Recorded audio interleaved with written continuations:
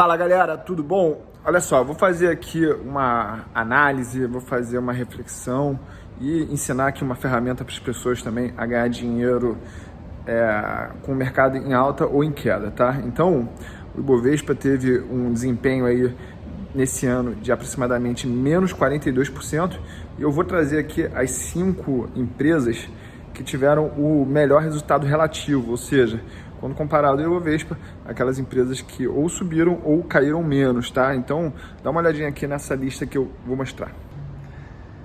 As 5 empresas aí que a gente viu o melhor resultado em 2020 por enquanto foi a Biosev, a Comgás, a Raia Drogasil, o Carrefour e a Vivo, empresa de telefonia, tá? Então a gente pode ver que essas empresas aqui tiveram esse nível de rentabilidade. A Biosev subiu 10%, a Comgás 5%, a Raia Drogasil quase empatada aí nesse ano até o dia 20 de março, né? Subiu 0,01%, o Carrefour caiu 2% e a Vivo Telefônica caiu 6%. Então vamos entender, ou tentar entender pelo menos, o que cada uma dessas empresas fazem e por que elas se beneficiaram ou se prejudicaram menos que a média, que é o Ibovespa, aí, que caiu 42% nesse período, tá? Então eu vou falar de trás para frente aí, primeiro sobre a Vivo, depois sobre o Carrefour, depois a Raia Drogasil, depois a gente vai falar da Comgás e por último aí da Biosev, tá? Aguenta aí que a gente vai vir com esse conteúdo super especial e eu fiz ele pensando em mim mesmo, que era isso que eu queria saber se eu fosse procurar esse tipo de informação. Antes de tudo, vamos chegar num acordo aqui, ó. Nada disso é uma recomendação, tá? A gente só está trazendo um conteúdo educacional para melhorar o teu entendimento aí sobre o mercado financeiro. Então, gente, olha o que a gente viu aqui na Telefônica, na Vivo Telefônica. Ela tem uma receita de 44 bilhões de reais, ela tem um lucro operacional de 7,1 bilhão de real, ela teve um lucro líquido de 5 bilhões. É importante a gente falar que nesse lucro aqui tem um item não recorrente forte, tá? Mas o vento, quando ele venta a favor, ele tem que ser valorizado. A empresa tem uma dívida líquida de 10 bilhões,4, patrimônio líquido de 70 bilhões, um ciclo financeiro de 31 dias negativos, um valor de mercado de 88 bilhões e um beta de 0,31. Então, galera, vamos aqui entender primeiramente o modelo de negócio da empresa, tá? É uma empresa que fornece serviço de comunicação, telecomunicação para as pessoas, ela paga uma concessão para o governo para poder explorar isso e ela tem que amortizar essa concessão ao longo do tempo, e isso diminui o lucro dela. Só que não necessariamente essa diminuição de lucro ela é uma saída de caixa, tá? Então a empresa ela tem uma geração de caixa maior do que aquele lucro líquido que a gente viu de 5 bilhões de reais e o lucro operacional também de 7,2 bilhões de reais. Coisas interessantes aí na empresa é que a demanda dela tende a aumentar nesse período que as pessoas estão na quarentena, porque está todo mundo usando a internet. As pessoas vão falar, vão se comunicar mais. Quem estava com um plano pré-pago, quem estava falando no cartão, de alguma maneira vai ter que mudar para o serviço pós-pago, que é mais rentável para a empresa, dá mais previsibilidade na sua receita, tá? Outras coisas interessantes que eu vou mostrar aqui é o seguinte: quando a gente fala de mercado eficiente, a gente tem uma premissa ali que existe uma estatística chamada beta, que é a inclinação da curva em relação aí ao próprio Ibovespa, tá? Então, empresas com beta maior, elas tendem a andar mais que o Ibovespa quando ele sobe e cair mais que o Ibovespa quando ele cai. E a gente viu aqui, ó, que o beta da Vivo é de 0,31 apenas, tá? Isso aí já mostra que ela tem uma característica defensiva através dos números. Outra coisa que também que pode ter influenciado para essa resiliência nas cotações é o baixo endividamento, tá? A empresa tem um valor de mercado aqui de 88 bilhões, desculpa, e só tem 10,4 bilhões de reais de endividamento. Ou seja, ela tem uma carga, uma pressão de fluxo de caixa que ela tem que pagar no futuro menor. Isso aí não bota em xeque aí a sua viabilidade econômica, tá? Outra coisa que a gente tem que olhar também é a história da receita, né? A empresa com uma receita de 44 bilhões, ela é uma empresa consolidada no seu mercado, ela não é uma empresa que tem que brigar para o mercado e num momento aí com você tendo que brigar pelas receitas, fazer o dinheiro cair, estar numa posição de liderança é muito importante. O próprio Jack Welch, quando ele foi considerado aí o CEO do século XX, ele botou na estratégia da empresa: olha só, a gente só vai ficar com os negócios que são número 2 ou número 1, porque escala tem diferença no ramo industrial, no ramo de telefonia também, tá? Vamos falar agora da próxima empresa, que é o Carrefour. Mas antes eu vou voltar num assunto aqui só sobre a Telefônica, que é o ciclo financeiro. Gente, muita gente não leva isso em consideração. O que é o ciclo financeiro? Tem empresa que ela recebe para depois prestar o serviço, dar o produto. Tem empresa que ela tem que botar primeiro o dinheiro para financiar a operação para depois receber do cliente. Por exemplo, o curso do Tiuli. Vocês normalmente pagam hoje e aí eu vou entregando o curso ao longo do tempo. Então eu tenho um ciclo financeiro negativo, tá? A Vivo, ela também tem um ciclo financeiro negativo. Outras empresas que têm um ciclo financeiro negativo é a própria Ambev, tá? Então, quando formos falar aí das outras empresas, a gente vai se aprofundar um pouco mais nesse assunto. Fica tranquilo.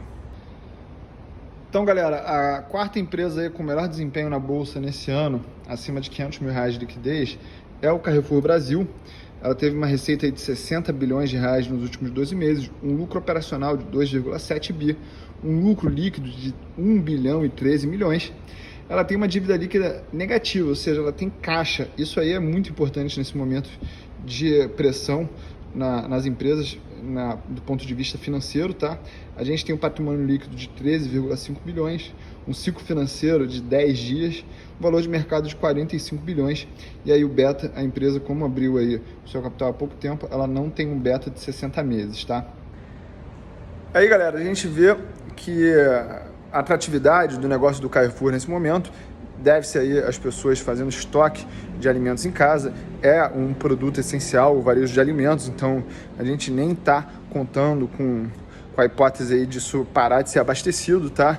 Seria uma antifragilidade do negócio, talvez, falar em supermercado que ainda mais tem um braço de entrega hoje em dia, as pessoas não precisam sair de casa. Então, olha com carinho para essa característica do negócio. Outra coisa importante aqui que a gente viu é que a empresa ela gera um resultado operacional. Isso é essencial para a gente medir a saúde das empresas. A gente não pode, em nenhum momento, ignorar as empresas que geram um lucro operacional, tá?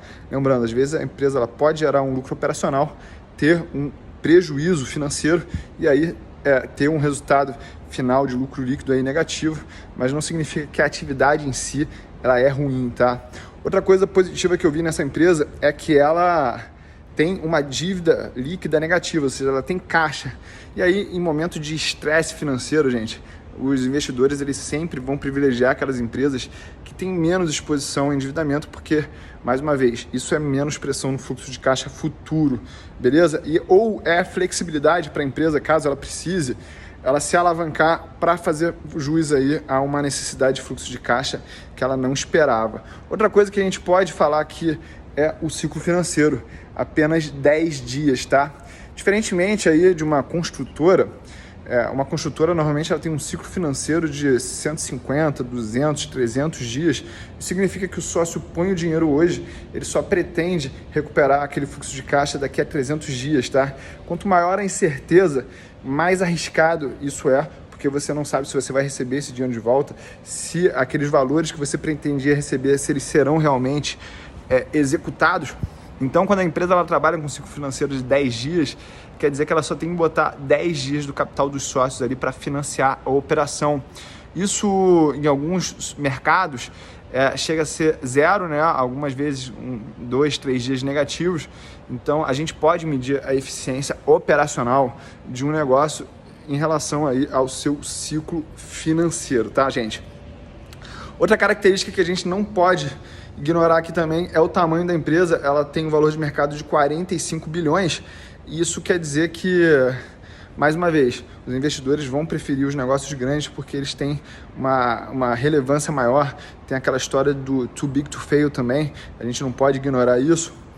E para finalizar, gente, eu acho que a gente tem que botar um detalhe aqui no Carrefour, né? O Carrefour, quando ele é comparado ao Grupo Pão de Açúcar, ele tem muito mais imóveis próprios, né? Então, essa pressão que as empresas vão sofrer por pagar custos de aluguel, custos de condomínio, a empresa, quando ela é dona do imóvel, ela tem mais fôlego para isso, tá? É uma coisa que a gente não pode ignorar. Eu, nos meus negócios, na economia real, levo muito isso em consideração também. Então, lembrando, alugar, comprar, tem um cobertor curto aí. Você vai ter que fazer uma escolha entre solvência e rentabilidade em algum momento, tá? E aí chegamos na terceira empresa, é a Raia Drogasil. Você conhece aí, rede de farmácias, né?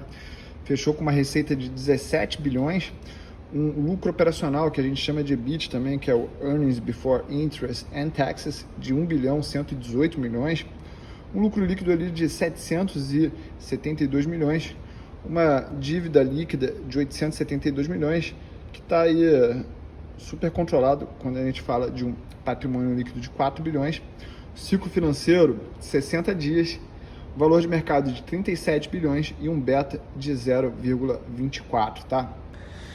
Essa empresa aí talvez seja uma das mais claras, porque teve um resultado acima da média, porque tá todo mundo correndo atrás de remédio, fazendo estoque de remédio. Eu tenho alguns amigos que são donos de farmácia, tanto no Brasil quanto na Europa, que relataram em aumento das vendas de aproximadamente 200%. Então, esse aí é uma informação que você tem que guardar para o futuro, que assim, ó, esse tipo de negócio, ele se beneficia de alguma forma dessa situação adversa, né? Outra coisa que a gente pode olhar aqui também, a empresa também teve o lucro operacional positivo, gente. Olha só, a gente já viu aqui um padrão nas empresas que tiveram um bom desempenho. Elas têm lucro operacional positivo. Ela também apresentou um lucro líquido positivo, né? É uma empresa que tem um endividamento, como eu falei, muito controlado em relação ao seu patrimônio, não representa nem 25% do valor do patrimônio líquido. Isso aí é considerado uma coisa conservadora por parte dos analistas do mercado financeiro. O ciclo financeiro já é de 60 dias, mas aí, lembra que eu falei que o ciclo financeiro ele lida muito com a incerteza de recebimento? Então, aqui no caso, a gente não tem esse problema porque a empresa ela tem as suas receitas aumentando nesse período, então aquilo ali pode servir para financiar o capital de giro das lojas, dos próprios distribuidores, tá? Então a empresa ela tem o porquê fazer isso, que é justamente dar oxigênio para a cadeia dela, tá? A gente vê um valor de mercado de 37 bilhões de reais. Quando a gente compara isso com o preço sobre o lucro, a gente vê que é um valuation aí bem agressivo, mas é porque a empresa ela tem um plano de crescimento bastante agressivo. Quantas pessoas não estão aí sentindo falta de uma farmácia bem equipada? E a gente não está falando também só de medicamentos, a gente está falando da parte toda ali de shampoo, de cremes, essa linha aí mais de estética, tá? Isso aí tem uma margem muito maior. E por final aqui, gente, a gente vê que o beta da empresa é de 0,24. Então aqui, mais uma vez, as pessoas que criticavam o beta, que o beta não significa nada, o beta se mostrando mais uma vez uma ferramenta eficaz para você gerenciar o risco da sua carteira. E aí, se você acredita que o mercado é eficiente, se o mercado não é eficiente, já é um problema teu, tá? Eu estou mostrando aqui as estatísticas e os resultados das empresas que tiveram os 5 melhores resultados até agora nesse ano, elas todas aí mostrando um beta não muito alto, abaixo da média do mercado, que é, por definição, 1, tá? Vamos aqui para a segunda empresa, a Comgás. Então, galera, na Comgás a gente vê as seguintes características: uma receita de 9,5 bilhões, um EBIT de 2,1 bilhões, um lucro líquido de 1,36 bilhões, um endividamento líquido ali de 4,1 bilhões, um patrimônio líquido de apenas 520 milhões. O ciclo financeiro aqui, de novo, é negativo em menos 23 dias. Ela tem um valor de mercado de 20 bilhões e um beta de 0,67. Para quem não sabe, a Comgás ela é a maior distribuidora de gás canalizado do Brasil, atendendo aí a principal região aí de São Paulo. A empresa ela foi adquirida pela Cosan nesse mês agora de março, tá? No começo de 2020. Talvez esse possa aí ser uma das explicações do porquê que as cotações vêm se mantendo aí nesse nível, já que a Cosan agora detém algo próximo de 96% da empresa, tá? Então, gente, a gente vê aqui outras características importantes, que é tamanho da receita, ser número 1, ter lucro operacional, ter lucro líquido. O que foge aqui das características que a gente viu nos outros negócios, né? Aqui a gente vê uma relação entre dívida líquida e patrimônio líquido muito alta. Essa aí seria uma negativa que eu botaria nesse tipo de empresa, tá? Mas o que a empresa pode estar aqui, por que ela assumiu esse risco, né? Por que a gente pode ter visto essa relação de dívida líquida e patrimônio tão grande? Simplesmente por causa do ciclo financeiro. Lembrando, gente, o que é o ciclo financeiro negativo? É a empresa receber antes do cliente e depois entregar o que ela tem de produto, o que ela tem de serviço, né? Isso aí dá uma vantagem muito grande, porque a empresa ela não está, de alguma forma, botando o dinheiro na frente. Isso aí, nesse momento de tamanha incerteza, onde o cash é o rei, o dinheiro é o rei, cash is king, isso faz muita diferença. A empresa aí fechou com um valor de mercado de 20 bilhões, então não é considerada uma small cap. Esse aí é outro nicho do mercado de ações que deve ter sofrido mais do que a média, que são as small caps, né? Empresas de menor tamanho, simplesmente porque elas são mais suscetíveis a, primeiro, não ser grande demais para falir, né? Então a ajuda governamental ela não vai ficar olhando para as empresas pequenas, porque também não empregam muita gente. Lembrando que essas empresas também oferecem um maior nível de risco devido à assimetria de informação, né? As empresas grandes elas são cobertas pelos analistas, então a gente tem mais informação, então o custo de capital ele acaba sendo menor para as empresas grandes do que para as pequenas. Mas mais uma vez aqui a gente viu um outro fator que foi levado em consideração aqui, que é o beta, né, de 0,67, ou seja, um beta muito pouco agressivo que a empresa apresentou nos últimos 60 meses. Isso aí corrobora mais uma vez aquela ideia. Se eu fizer uma carteira com um beta negativo, com um beta menor que a média de 1, eu posso estar usando aí o fator da anomalia do beta. Isso aí é uma teoria desenvolvida pelos acadêmicos na década de 80, né? Falando que talvez as empresas com um beta menor, elas tivessem um retorno maior no longo prazo. Isso refuta uma ideia desenvolvida pelos acadêmicos na década de 60 de que maior o risco, maior o retorno, e esse risco ele estaria sendo medido pelo beta, né? Então eu gosto muito de explorar essa ideia quando eu estou fazendo investimentos. E vamos para a empresa número 1 aqui, que foi a Biosev, beleza, gente?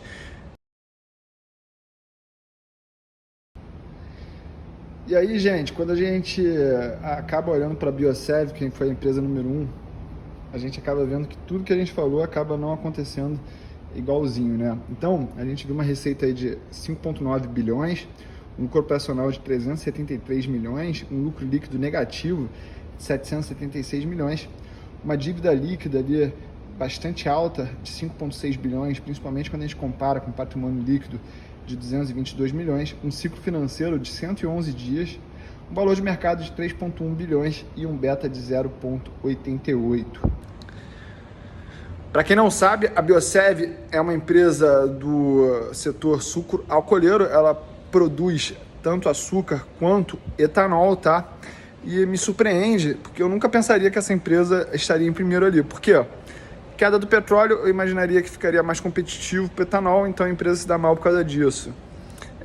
Talvez a demanda por açúcar aumente, porque as pessoas vão comer mais, mas eu não acho que isso seja relevante, até porque a commodity açúcar ela é negociada no mercado internacional. Não sei se as dinâmicas aí são tão diretas assim, tá?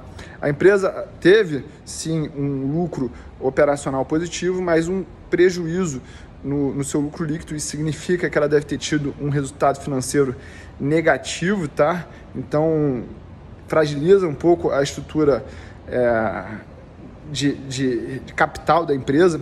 Não me surpreenderia em ver essa empresa aí tendo que fazer uma oferta pública de ações. O ciclo financeiro também, que a gente falou aqui várias vezes, 111 dias, alto, mas a empresa, o que eu penso assim? Será que ela não pode mudar a cultura dela nas terras que ela tem, nas terras que ela explora? E talvez esse seja um hedge de cauda aí para esse tipo de empresa? Não sei, talvez sim, talvez não. O que me chama a atenção nesse ciclo financeiro é justamente que ele é muito grande, tá? Para ser sincero.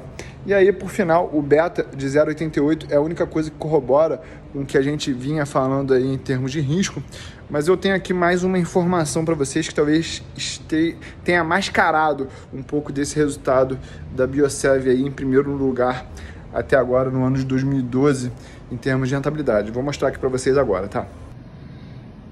Então, galera, a Tiúlia ali atrás, ó, olha aqui os gráficos da Biosev nesse ano, né? Então, aqui foi no início do ano, olha como é que a empresa subiu aqui mais de 200% em algum momento, e aí, desde lá do seu ápice, a gente vê uma queda de mais de 70%, tá?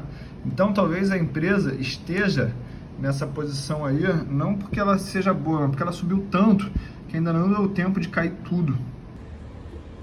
E essa é uma lição, gente, que a gente tem que botar em consideração também, né? Às vezes, a diversificação da nossa carteira, ela protege a gente desses movimentos, tanto muito agudos para alta quanto para baixa, né? Quando você faz um rebalanceamento ativo na tua carteira, ou seja, vender aquilo que subiu muito e comprar um pouco daquilo que caiu muito, sempre com uma visão de você ter total noção do que é o modelo de negócio, conhecer aquele negócio, entender que a solvência dele não está em risco, você pode usar isso a teu favor na tua carteira, tá? E aí, como eu tinha prometido no início do vídeo, como é que a gente pode ganhar dinheiro com tudo isso que eu falei aqui, tá?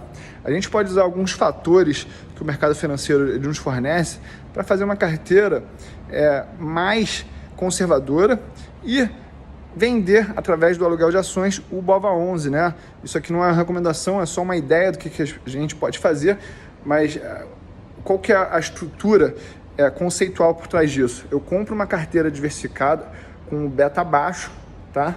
E vendo o mesmo financeiro de uma carteira com beta mais alto, né? Você pode usar uma carteira com beta bem alto e aí você vai estar fazendo uma aposta muito mais arriscada, ou você pode vender o próprio BOVA11, é um exemplo aí de você vender uma carteira diversificada para fechar esse risco e você ganhar só nesse spread, né?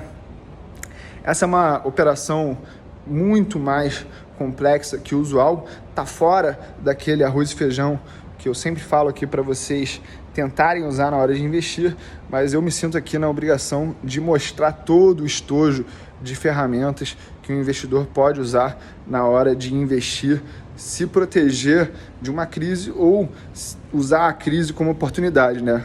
Como tem muita gente que apostou nessa estratégia para o mercado em queda, você também pode fazer essa estratégia para o mercado em alta. E aí você compraria uma carteira com um beta mais alto e no mesmo financeiro você venderia uma carteira com um beta mais baixo, tá? Então, gente, termino aqui esse conteúdo. Ele é o que eu realmente queria saber agora. É uma coisa que eu gostaria que as pessoas me contassem lá atrás, quando eu comecei. Então tem aqui o Tio Ulio no canal do Conhecimento, levando esse conteúdo para vocês aí. Deixa o teu feedback, escreve aí o que você achou desse vídeo. Por favor, não deixa de dar uma curtida, compartilha com quem você acha também que pode se beneficiar em ter esse conhecimento. Tamo junto. E é só o começo.